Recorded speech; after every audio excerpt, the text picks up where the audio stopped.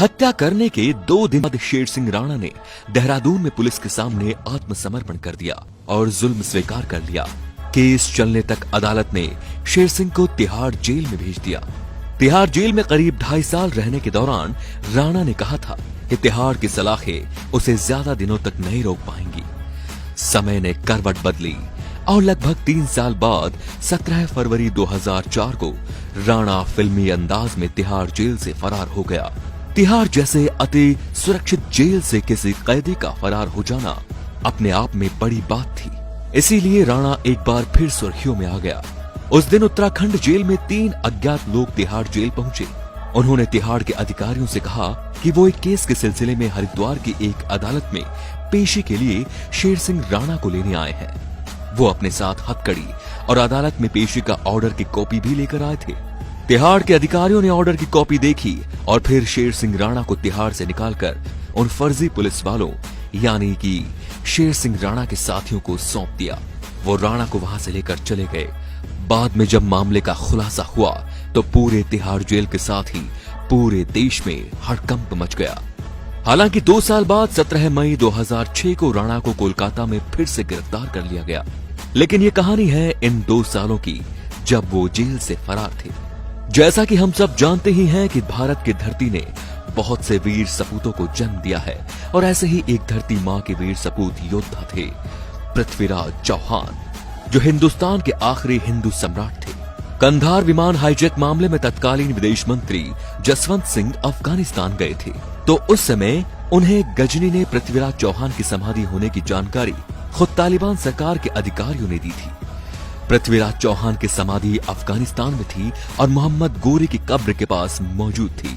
अफगानिस्तान में परंपरा है कि जो लोग मोहम्मद गोरी की कब्र देखने जाते हैं उन्हें पहले पृथ्वीराज चौहान की समाधि का अपमान जूतों से करना पड़ता है। जसवंत सिंह ने जब भारत आकर इस बात का खुलासा किया तो इस बयान को समूचे भारतीय मीडिया ने बढ़ चढ़कर देश की जनता के सामने रखा। फिर क्या था? क्या आम आदमी सभी पृथ्वीराज चौहान की अस्थियां वापस लाने की वकालत की? प्रयास करने की जहमत शायद किसी ने नहीं उठाई, लेकिन जब शेर सिंह राणा को पता चला तो उन्होंने सम्राट पृथ्वीराज चौहान की समाधि के अवशेष सम्मान के साथ भारत वापस लाने का प्रण लिया।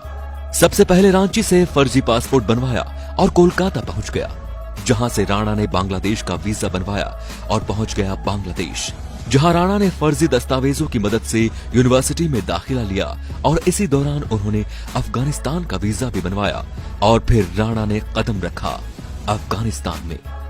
अफगानिस्तान में पहुंचकर राणा काबुल और कंधार से होते हुए गजनी पहुंचे, जहां मोहम्मद गौरी और पृथ्वीराज चौहान की समाधियां बनी थी। तालिबान के उस जमीन पर हर कदम पर खतरा था।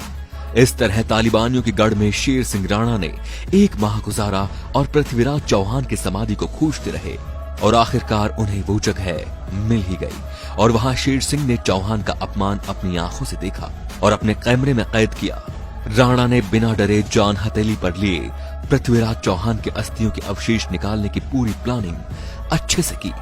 फिर आया वो दिन जब राणा ने अपने प्लानिंग के अनुसार पृथ्वीराज चौहान की समाधि की खुदाई की और अवशेषों को निकालकर सम्मान पूर्वक भारत ले आया। इस घटना को अंजाम देने में 3 माह का वक्त लगा।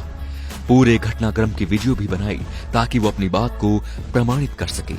बाद में राणा ने अपनी मां की मदद से गाजियाबाद की पिलखुआ में पृथ्वीराज चौहान का मंदिर बनवाया, जहां पर उनकी अस्थियां रखी गई। आधिकारिक तौर पर इस बात की पुष्टि आज तक नहीं हो पाई है, लेकिन जिसने भी राणा के कारनामे की कहानी सुनी गर्व से भर गया। एक दिन जांच एजेंसियों को पता चला कि कोई कोलकाता में हिंदी अखबार ले रहा है और अखबार की वजह से राणा पुलिस की गिरफ्त में आ गया। 2006 कोलकाता के गेस्ट हाउस से दिल्ली पुलिस ने उन्हें गिरफ्तार कर दोबारा तिहाड़ जेल भेज दिया, जहां पर उन्होंने जेल डायरी तिहाड़ से काबुल कंधार तक नाम की एक किताब लिखी। एंड ऑफ बेंडिट क्वीन नामक फिल्म शेर सिंह राणा के जीवन पर ही आधारित है, जिसमें शेर सिंह राणा का किरदार अभिनेता नवाजुद्दीन सिद्दीकी ने निभाया है। तो ये शेर सिंह राणा के अदम्य साहस और कारनामे की कहानी शेर सिंह द्वारा उठाए गए इसी कदम का स्वागत है।